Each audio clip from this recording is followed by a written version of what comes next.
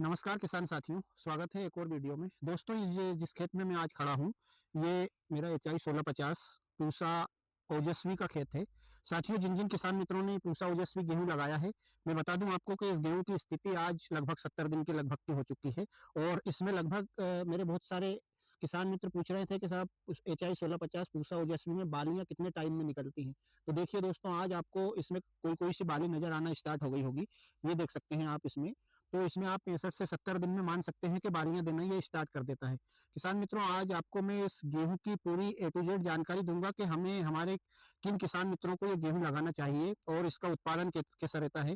तो दोस्तों, यदि आप इस चैनल पर नए हैं तो आप इसको सब्सक्राइब करके और इससे जुड़ेंगे तो आपको गेहूं का अच्छा उत्पादन लेने में काफी मदद मिल सकती है, क्योंकि जो वीडियो मैं खेत बनाता हूँ वो बिल्कुल मेरे रियल वीडियो रहते हैं और खेत से आप लोगों को पूरी चीजें बिल्कुल ए टू जेड दिखाता हूँ। अब आप देख सकते हैं ये पूरा खेत है HI 1650 पूसा ओजस्वी का। इस गेहूं का को मैंने पिछली बार भी लगाया था और मैंने इसका पिछली बार भी आपको वीडियो के माध्यम से उत्पादन दिखाया था। तो इस वर्ष का उत्पादन भी आप देखने के लिए चैनल से जरूर जुड़े। साथियों, अब मैं आपको बता दूं कि इस गेहूं का हमें सीड रेट कितना रखना चाहिए और इसमें जो बेसल डोज हमें डालना चाहिए वो क्या डालना चाहिए, जिससे कि हमारा गेहूं आगे चल के अच्छा उत्पादन दे। तो दोस्तों, हम सबसे पहले बेसल डोज की बात करते हैं। तो बेसल डोज में हमें इसमें 3 बोरी सिंगल सुपर फास्फेट और 1 बोरी DAP लेना चाहिए। तो इसमें और उसमें आप 30 किलो पोटास भी शुरुआत में ऐड कर सकते हैं। हमारे ऐसे किसान मित्र हैं जिनको पोटास शुरुआत में नहीं मिल सकता है, तो वो फिर फोलियर स्प्रे के माध्यम से जो पोटास आता है वो पोटास भी इसमें डाल सकते हैं, या फिर पहली सिंचाई पे आप पोटास डाल सकते हैं, दूसरी सिंचाई पर भी आप पोटास डाल सकते हैं। वो कोई इतनी बड़ी बात नहीं है कि साहब हमने बेसल डोज में पोटास नहीं डाल पाए तो अब हम इसमें कभी भी नहीं डाल पाएंगे। लेकिन दोस्तों, आपको पोटास डालना जरूर है। अब साथियों, हम बात करें इसकी कि हमें इसमें स्पेस कितना रखना चाहिए, तो मैंने बहुत सारे मेरे वीडियो में आप लोगों को बताया है कि मेरी सिंगल बोनी रहती है 9 इंच पे। आप इसमें भी देख सकते हैं, ये 9 इंच पे सिंगल बोनी रहती है और उसके बाद भी आप गेहूं के तल्ले देख सकते हैं कि कितने खतरनाक पोजीशन में गेहूं तल्ले करता है। ये देख सकते हैं आप, क्योंकि सीड रेट की एक महत्वपूर्ण भूमिका रहती है गेहूं के उत्पादन में। तो साथियों, इसमें मैंने 9 इंच के लगभग मेरी मशीन का गेप रहता है हमेशा, जो कि मैं आप लोगों को पहले बता चुका हूं कई वीडियो में। और जो सीड रेट रखा था मैंने इसका सीड रेट 60 किलो प्रति एकड़ के हिसाब से रखा है। क्योंकि कभी कभी क्या होता है कि जैसे हम थोड़ा सा 50-55 किलो सीड रेट रखते हैं, यदि पूरा गेहूं उग गया तो ठीक है, लेकिन थोड़ा 5 किलो 10 किलो इस बार मैंने बढ़ाया है, वो देखने के लिए कि हमारा ये HI 1650 गेहूं थोड़ा सा अधिक सीड रेट यदि हो जाए तो कहीं गेहूं गिरेगा तो नहीं।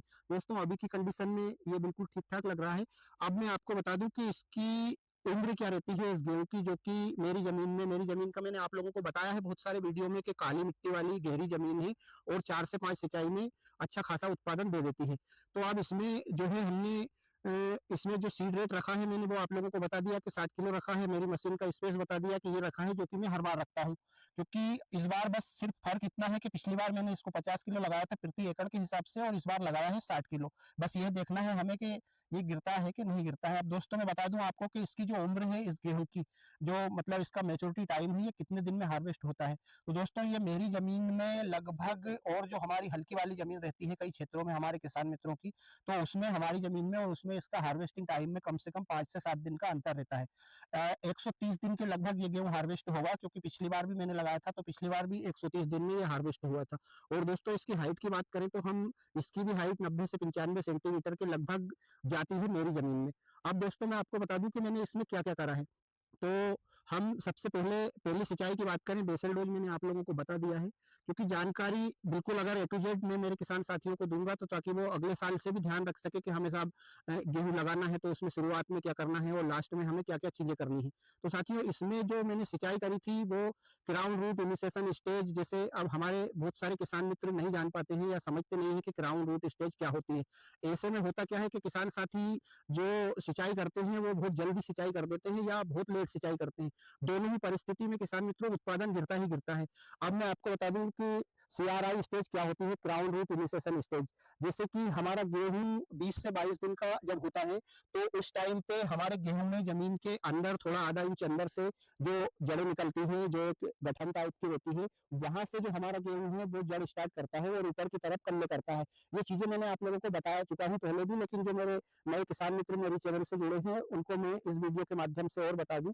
तो जब हम पहली सिंचाई लगाते हैं क्राउन रूट इनिशिएशन स्टेज पे, तो उस टाइम पे होता क्या है कि हमारा गेहूं गेहूँ पानी की वजह से, सिंचाई की वजह से जब हम फ्लड इरिगेशन करते हैं तो गेहूँ एकदम से ज़मीन में कस आता है, तो उसकी वजह से दोस्तों गेहूँ कल्ले करना मतलब कम कल्ले करता है। तो इसमें आप पहली सिंचाई में अगर विशेष ध्यान दें, किसान मित्रों बहुत महत्वपूर्ण रोल रहता है पहली सिंचाई का। यदि आप पहली सिंचाई समय पे करते हैं, यानी कि आप ये मान सकते हैं कि जल्दी भी करेंगे, जितनी ज़्यादा जल्दी भी अगर यदि आपको पानी लगाना है, फिर भी आपको 20 दिन में पानी लगाना चाहिए या उससे बाद में लगाना चाहिए। हम पहली सिंचाई 20 से 25 दिन के बीच में लगाते हैं, तो दोस्तों काफ़ी अच्छा उत्पादन हमारा गेहूँ देता है। अब साथियों हम बात करते हैं कि हमें पहली सिंचाई में कौन-कौन सी चीज़ें लेना है गेहूँ में। तो हमने जो फास्फोरस की मात्रा और पोटाश की मात्रा दे चुके हैं गेहूँ में, तो अब हमें इसमें जो हम पहली सिंचाई लगाते हैं उसमें किसान मित्रों 45 किलो प्रति एकड़ के हिसाब से यूरिया लेना है, जो कि मैं मेरी ज़मीन में लेता हूँ, वो आप लोगों को वीडियो के माध्यम से बता भी चुका हूँ। क्योंकि ओरिजिनल चीज़ें ही मैं बताता हूँ जो मेरे खेत में करता हूँ किसान साथियों, ताकि आपको बिल्कुल भी लॉस ना हो, नुकसान ना हो और आपका पैसा भी बर्बाद ना हो, तो आप इस प्रकार से कर सकते हैं। अब साथियों हम बात करें दूसरी सिंचाई की, ये तो हो गई पहली सिंचाई में हमें यूरिया कितना लेना है। आपने यदि पोटाश नहीं डाल पाए हैं किसी कारण से बेसल डोज में, तो फिर आप पोटाश पहली सिंचाई में डाल सकते हैं 20 किलो प्रति एकड़ के हिसाब से। आपको एक और चीज़ मैं बता दूँ किसान मित्रों को, हमें जो जिंक रहता है, जिंक को कभी भी हमें डीएपी के साथ मिलाकर नहीं डालना चाहिए। यानी कि जो फास्फोरस वाले खाद रहते हैं, जैसे आप डीएपी ले सकते हैं या सिंगल सुपर फास्फेट, उसमें भी फास्फोरस की मात्रा है। डीएपी में भी 18% नाइट्रोजन है और 46% फास्फोरस है। तो आपको यदि डालना ही है जिंक, तो आप या तो पहली सिंचाई में यूरिया के साथ जिंक डाल दीजिए, या आप पहली सिंचाई में भी नहीं डाल पाए तो आपके पास ऑप्शन है कि आप दूसरी सिंचाई में भी यूरिया डाल सकते हैं। यदि आप दूसरी सिंचाई में भी जिंक नहीं डाल पाए हैं, तो फिर आप फोलियर स्प्रे के रूप में जो चिलेटेड जिंक आता है उसका स्प्रे कर सकते हैं, आपके गेहूं में पूर्ति हो जाएगी।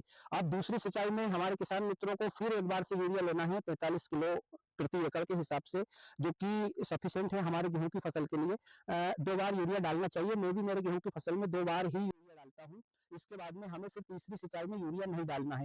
अब हमें पहली सिंचाई और दूसरी सिंचाई के बीच में मैं आपको बता दूं कि हमें अंतर कितना रखना है। तो साथियों हम जब पहली सिंचाई करते हैं, फिर आपको आपकी जमीन के हिसाब से देखना है कि आपकी जमीन में नमी कितने दिन रुकती है, क्योंकि दूसरी सिंचाई इतनी महत्वपूर्ण नहीं है कि हमें बिल्कुल टाइम पे ही करना है। यदि आपकी जमीन में से नमी चली गई है, आपको जैसे मैं बता दूं इस प्रकार से आपको ये हम हमारी जमीन को देख लें, यदि इस प्रकार से लड्डू बन रहे हैं तो ठीक है, आप 2-4 दिन डिले कर सकते हैं। और यदि बिल्कुल भुरभुरी मिट्टी आपकी जमीन में से निकल रही है, तो फिर आप दूसरी सिंचाई अपने हिसाब से, अपने विवेक से देखकर आपके गेहूं में लगा सकते हैं। ऐसा नहीं कि 20 दिन में लगाएं। किसान मित्रों मैं मेरा बता दूं कि मैं मेरे गेहूं में हमेशा सिंचाई जो जितनी भी सिंचाई करता हूँ उसमें मैं 20 दिन का गैप देता हूँ बीच में। क्यों देता हूँ? क्योंकि हमारी जमीन काली मिट्टी वाली है और वाटर होल्डिंग कैपेसिटी अच्छी है, यानी कि नमी जो है उसमें बहुत काफ़ी टाइम तक रुकती है, इसलिए हमने गैप रखा हूँ, यानी कि 20 दिन के बाद ही मैं सिंचाई करता हूँ। अब साथियों मैं बता दूं आपको कि मैंने ये जो एचआई 1650 गेहूं का खेत आप देख रहे हैं, इसमें मैंने अभी 3 सिंचाई कर चुका हूँ, यानी कि हमने जो है 70 दिन के लगभग का ये गेहूं हो गया है। तो जो पहली सिंचाई लगाई थी 20 दिन में, और दूसरी सिंचाई और पहली सिंचाई के बीच में मैंने थोड़ा सा अंतर कम करा था इसमें, और अब तीसरी सिंचाई कर चुका हूँ, यानी कि 70 दिन की अवस्था में मैं इसमें 3 सिंचाई कर चुका हूँ। और साथियों जैसा कि मैंने बताया था आपको कि मैं मेरे गेहूं में सिर्फ 4 सिंचाई करता हूँ, तो अब मैं इसमें जो चौथी सिंचाई लगाऊंगा उसमें मैं जब इंतजार करूंगा कि ये जो बालियां आपको अभी कहीं कहीं दिख रही है, इसको ये 70 से 80% जब बाली पूरी तरह से बाहर निकल जाएगी, उसके बाद मैं इसमें चौथी सिंचाई लगाऊंगा। तो साथियों अब मैं आपको बता दूं कि इस गेहूं में उत्पादन पिछले वर्ष कितना दिया था। तो साथियों लगभग इस गेहूं का उत्पादन 32 क्विंटल के लगभग रहा था, क्योंकि मैंने इसका वीडियो डाला था तो लगभग 32-33 क्विंटल के लगभग गया था, क्योंकि 80 डेसिमल में से पुराना वीडियो डाला है जो 80 डेसिमल में से 28 क्विंटल गेहूं निकला था। तो आप मेरा चैनल पर जाकर पिछला वीडियो देख भी सकते हैं, डाला है। और इस बार का उत्पादन भी किसान मित्रों में आप लोगों को दिखा दूंगा मेरे वीडियो के माध्यम से। तो साथियों ये थी आज एक छोटी सी जानकारी एचआई 1650 पूसा ओजस्वी के बारे में। मिलता हूँ बहुत जल्द एक और नई वेरायटी के साथ नए खेत में। तो तब तक के लिए जय जवान जय किसान, धन्यवाद।